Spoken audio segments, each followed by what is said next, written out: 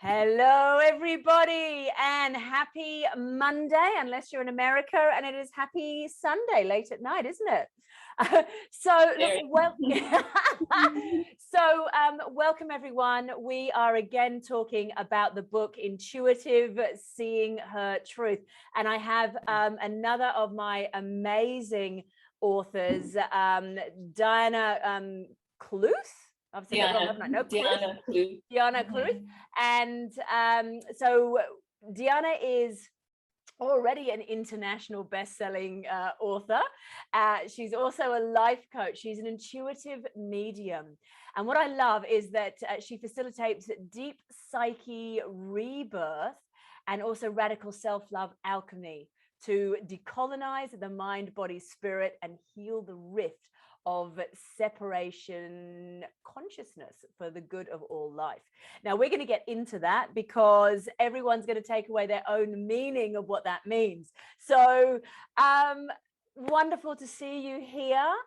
Thank you so much. I know it's late at night.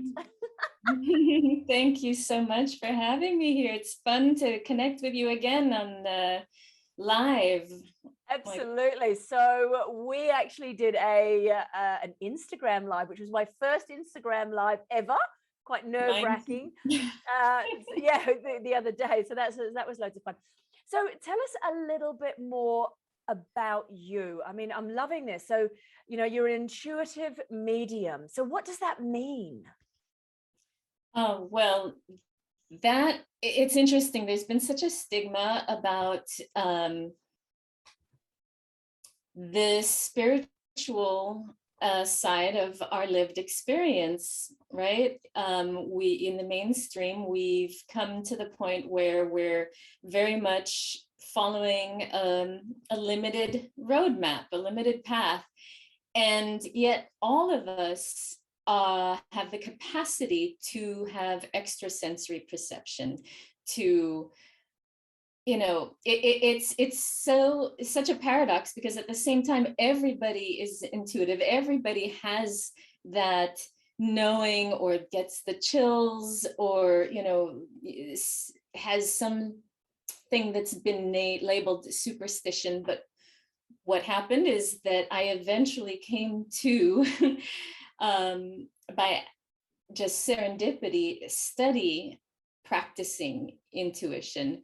And developing that muscle. It's a muscle. So if you don't use it, you're not going to have a strong muscle. And sometimes, like in my case, that muscle gets activated through trauma or life, right? Your radar antenna gets very highly attuned to your environment if your environment is a little dangerous. And so, I've always had this ability to sense and know and understand the nuances that were unspoken. And yet I didn't know when I was a child to not to question it, right? Not to doubt it, because we're always taught, you skin your knee, you're feeling terrible, and then, oh, you're okay. So it disrupts that knowing. But yeah, does that answer a little bit of the absolutely question? And I love what you're saying there about it. It really is about building that muscle, because we are taught to ignore how we're feeling. That I call it about my coach spidey sense, like when you're talking to someone and it's just like, oh, I just got to ask that question there. There's just something going on there, and you just feel it. And so the more that we use that, the more that we trust ourselves and tap into it, the more we're using that muscle. And so it is something that we can develop. It's not just something that is for the special few. Yeah, and in so many different ways too. Like, I didn't realize how much I was already using and practicing and facilitating with these senses, and in my therapy work as well. And then I remember the first time I was working with my dear friend, Ashley Ashley Torrent, who we studied psycho-spiritual at the Helix training program, our psycho-spiritual training together. But lately she's been teaching. And so my first class with her, I was so nervous to practice intuiting and channeling and doing psychic readings. And it was really funny. But then, once I dropped into it, I was like, wow, oh wait, this is a muscle I already have. Yeah. But so, yeah, encouraging people to suspend that fear and give it a try, because it's a muscle you already have, and you may not even realize you've already been exercising it. I mean, I know stockbrokers talk about that gut knowing to using that gut knowing to make trades. So yeah, it's interesting how it's everywhere and yet not talked about, not accepted. It is and isn't. Absolutely. And part of the studies that I've done is it talks about embraining, so MBIT. And what that is scientifically it's been proven that you have a minimum of 3 brains. Now, they believe that there are many more brains, but scientifically proven we have 3 brains. And so the same makeup that your brain has, there's also those sort of tissues and nerve endings and things like that around your heart, as well as around your gut. And so when you connect the 3, which is obviously, your mind, your heart, and your gut is where your sense of identity is, and it's your ability to move forward. And when you've got these 3 in alignment, your heart is your values, and the head's the doing. Whereas we've been taught just to trust this and ignore these 2, and then often we feel out of whack. Yes. I keep hearing the word triple crown. and I'm also reminded of a practice that is a Celtic shamanic practice of seeing these bowls in like those places, and you can have them, one could be turned over, and it out of whack, like you're talking about. And one practice is to just visualize it turning right and then filling up and overflowing. And actually have to revisit that. My notes on that is from decades ago, but I'm sure there's much more to it than that. But we also talk about in many different traditions, like in the traditional Chinese medicine, the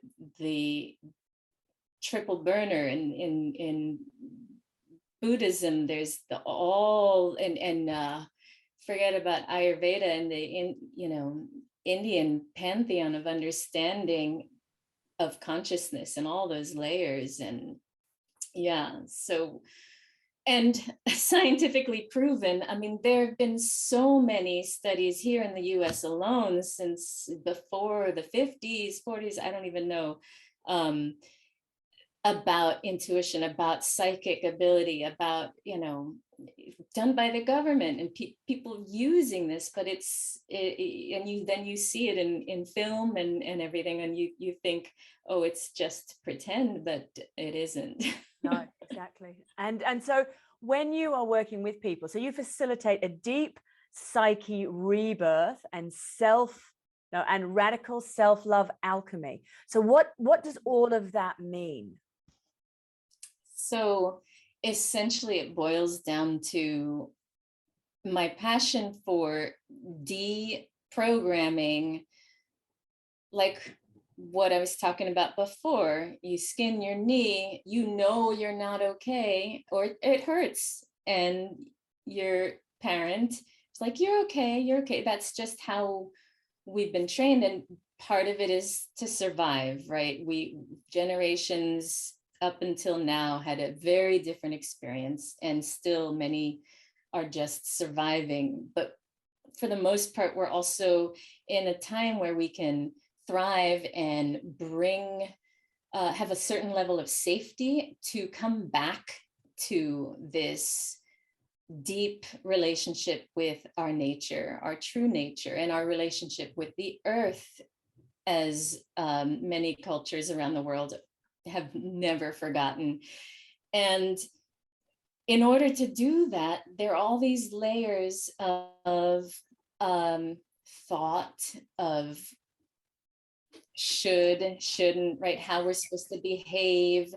And that limits us, that really, especially when you are disrupting that connection with source and that unfathomable, unconditional love, Yeah.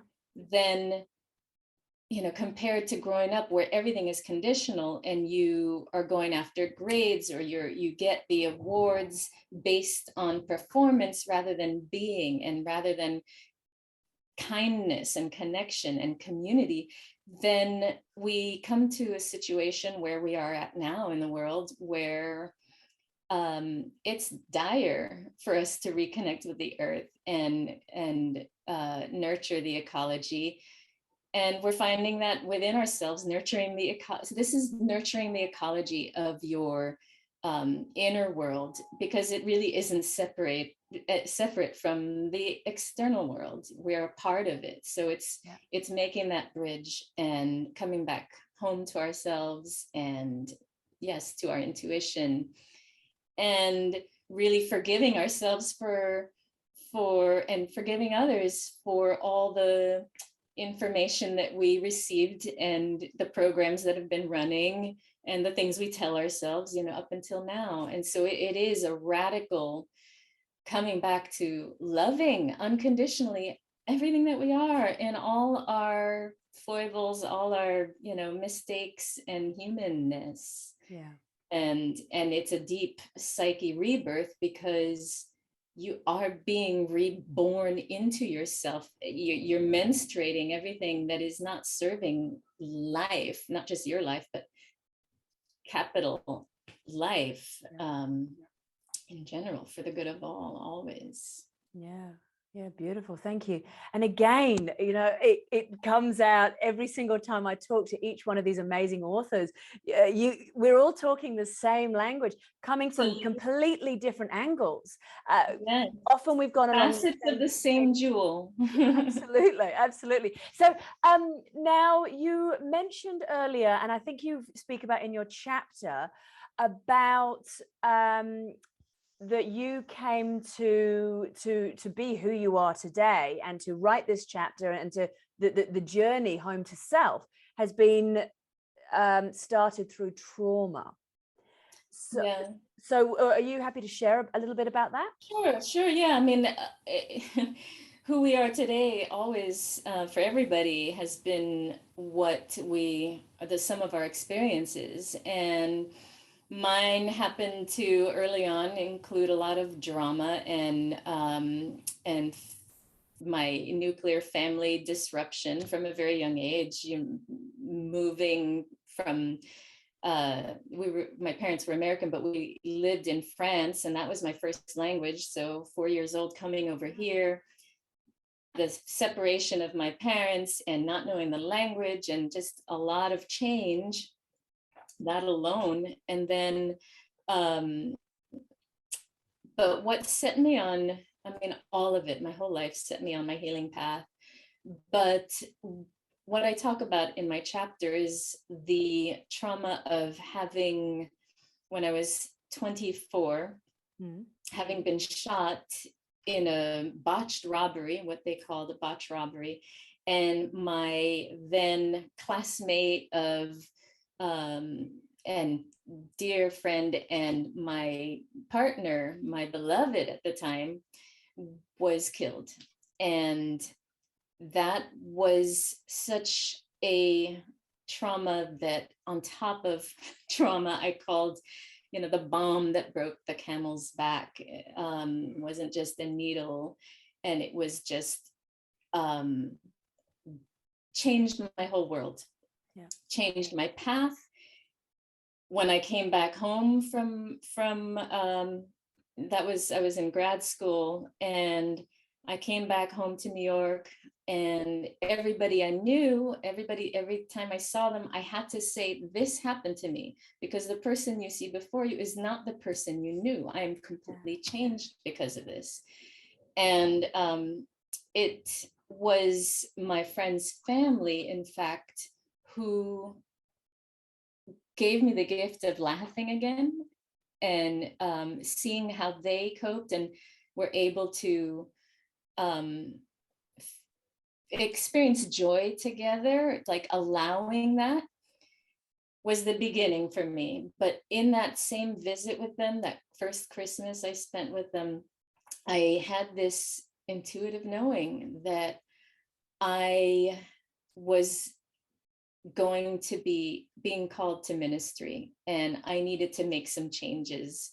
I think we were about to go into a bar, and I was reflecting on drinking, and how, you know, I had been drinking, well, not like an adult, but having some wine coolers on the street, hanging out with friends since like I was 12 years old. I had my first drink. I started smoking cigarettes then. I mean, not like I ended up, but for like 2 packs of cigarettes a day by the time I was 18. But so the gamut of all of this,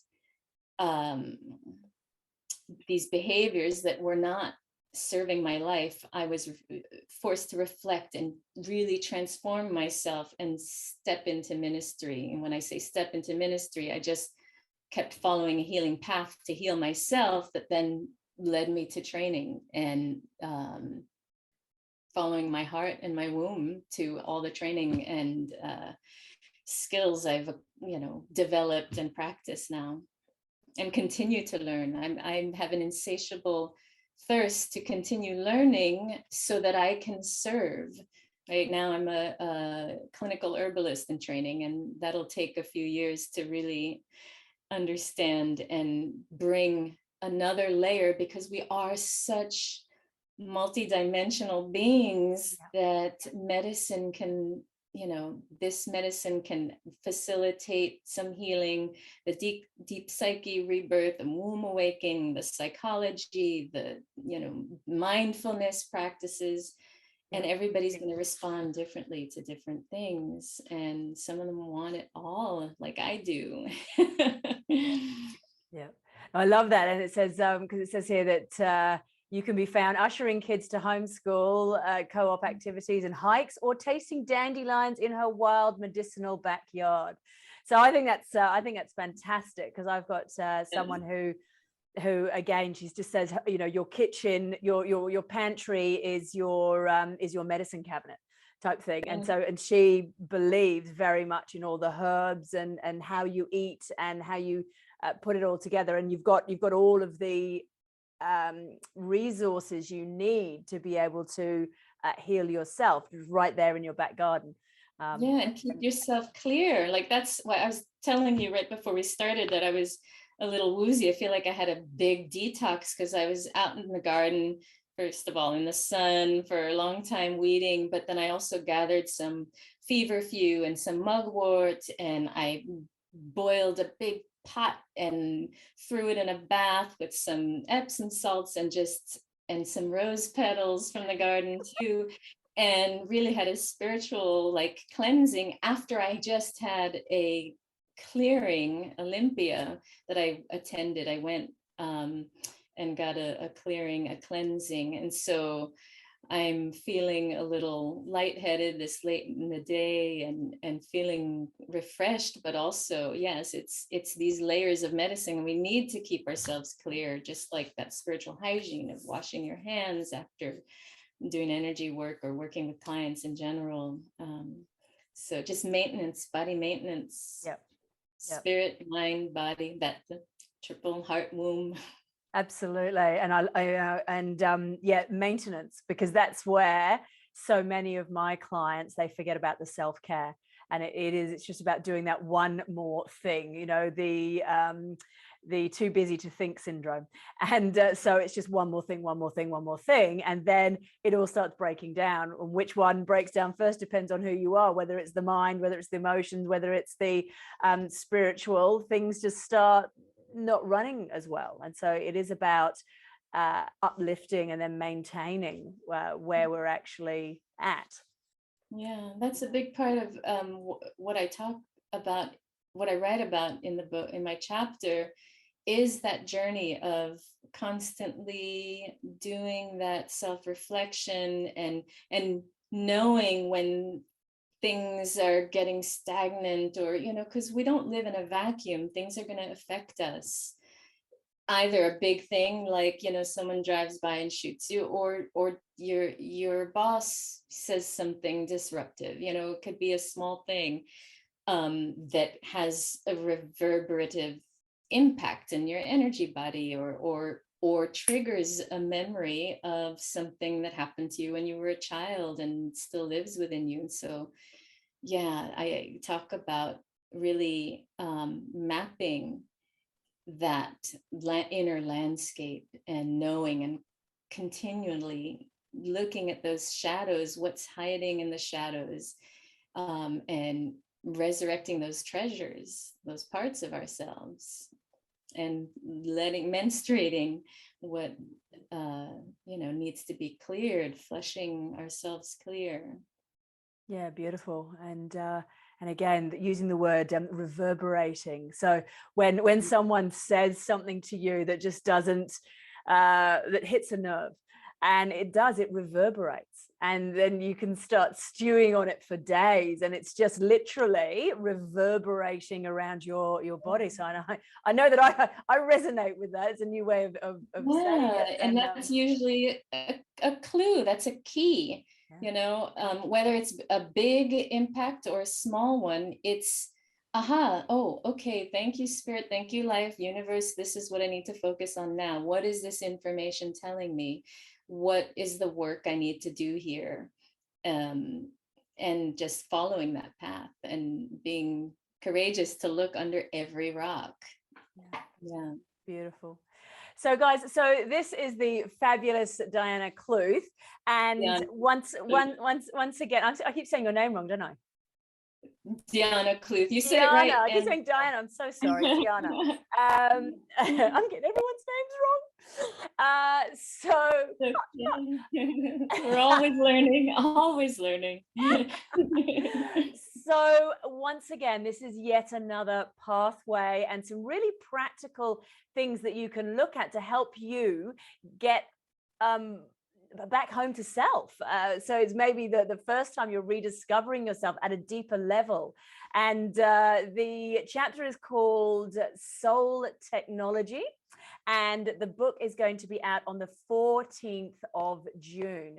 So if you are interested in getting a copy, we will be having a party starting from 9 o'clock Sydney time when the book will first come out. And then it'll just carry on into when it gets released in America. So if you want any more information, there is a link below which you can click on, put your name in there, email address, and we will be letting you know when it's available. So is there anything else, any little nuggets that you want to leave our viewers with? I'm just so grateful to you. This was delightful, and it's a great opportunity to share myself and let people know that no matter what we've been through, you know, showing up, this is a big step in writing and getting out there and being seen and showing up to reveal ourselves like this. You know, my old self would have been terrified about this. And so I encourage everybody to just practice revealing who you really are to other people, because we need to be who we really are and connect in community and do this for this world we live in, to take care of each other and take care of this planet. Yeah, beautiful.